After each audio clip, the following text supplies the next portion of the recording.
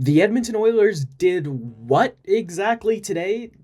That's the question many are asking on this Sunday, and I'll get to exactly what they did and more. But first, please help support the channel by clicking that subscribe button.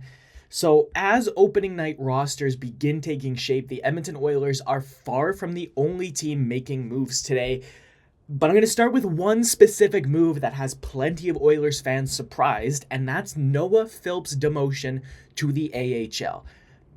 Philp was something close to the best Edmonton Oiler in preseason, and that's a feat significantly more impressive when you consider the fact he didn't play at all last season.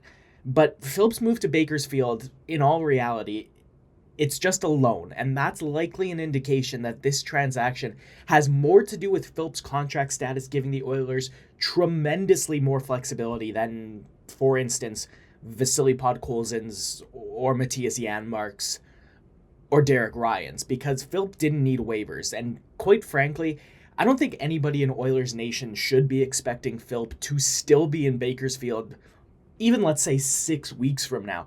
It's just very simply not happening if he plays in Bakersfield with as much drive as we saw from him in an Oilers jersey in the preseason. And again, as mentioned, Philp hasn't played a professional hockey game prior to this preseason since April 2023. So even if Philp is in Edmonton's plans this year, I think giving him a few pro games in Bakersfield, and specifically, of course, getting to play in Bakersfield's top six, is going to do nothing but benefit the player. And again, benefiting the player long term is going to benefit the team too. So 4 more Edmonton Oilers players have been sent to Bakersfield provided they clear waivers. Josh Brown, Raphael Lavoie, Drake Caggiula, and Olivier Rodrigue. Starting with Brown, listen, I know for a fact that I was optimistic about Brown signing in Edmonton, and I was really, really wrong, because this guy had a spot in the top 6 with his name on it, and he blew it because he was borderline unplayable at times in the preseason, and Oiler fans realistically should be thrilled that the defense core automatically gets better with Edmonton putting him on waivers today. It's hard to say more than that besides just levying the unfortunate reminder that he's starting a 3-year contract this year. Next, Raphael Lavoie started preseason looking really, really good, but he had a lower body injury that stifled it a little bit and knocked him out of the final week. And realistically, the biggest hurdle that the 24-year-old was always going to have to try and jump over was going to be fit. He's a very solid offensive player, and if the Oilers end up hurting for wingers to play in the top 6 down the line, I think that would be the path for Lavoie. But right now, there are less offensively capable players that are still with a team that are just better bottom 6 fits. And that's also without adding that Lavoie type players are kind of available everywhere right now as teams make their final roster moves. There's a lot of teams that are kind of putting that offensively capable but not quite good enough player on waivers, right? So the likelihood that Lavoie gets claimed is pretty low, as is the case for Drake Caggiula, who is the other forward placed on waivers today, and he provides a pretty solid option for the Oilers if they need some help later in the season. But realistically, I don't think either of these players are getting claimed, especially when you consider that somebody like Jacob Peltier, who Calgary put on waivers today, is available. Lastly, Olivier Rodrigue was the goaltender placed on waivers, and it might have been the best possible time to put him on waivers because many teams who looked like they were going to need another goaltender, like Vancouver or Boston, have already addressed that need. So Rodrigue gets to go back to Bakersfield, provided he clears waivers, which I expect him to. He's been steadily improving for 3 seasons now. And getting to be the starter in Bakersfield without Jack Campbell, without Calvin Pickard on the team, he's going to be the out-and-out number 1. And that, in my opinion, is going to help condition Rodrigue, because I think he's going to be the man to take over the backup duties from Calvin Pickard when Pickard's contract expires in 2 seasons.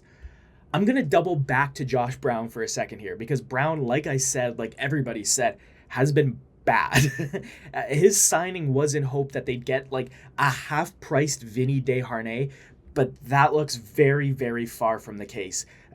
The Oilers' defense is going to get an upgrade on Brown, though, and that's in the form of Travis Dermott.